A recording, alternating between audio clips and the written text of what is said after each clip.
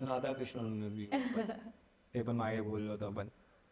काय आहे त्यांचं प्रेम, म्हणजे की रुक्मिणी सोबत लग्न झालं श्रीकृष्णांचं, पण राधाकृष्णच नाव घेतलं, असं का बरं? आ? ही लीला आहे देवाची, कारण ती प्रेम अजरामर आहे.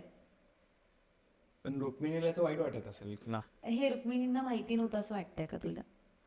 त्यांनाही माहिती आहे भगवान श्रीकृष्ण आहेत, कारण जेव्हा रुक्मिणी श्रीकृष्णांना दूध आणून देते तेव्हा श्रीकृष्ण ते दूध प्राशन करतात आणि त्यानंतर राधेच्या पूर्ण अंगावरती डाग येतात.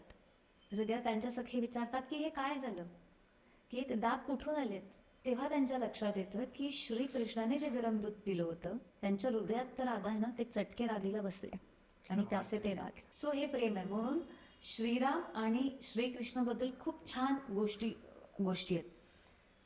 श्रीराम मर्यादामध्ये राहायला शिकवतात आणि कृष्ण मर्यादा शिकवतात. प्रेम असून जी मर्यादा आहे ती राधाकृष्णाची. आणि श्रीराम एका पुरुषाने मर्यादामध्ये कसं राहायचं लग्न झाल्यानंतर ते श्रीराम शिकवतात.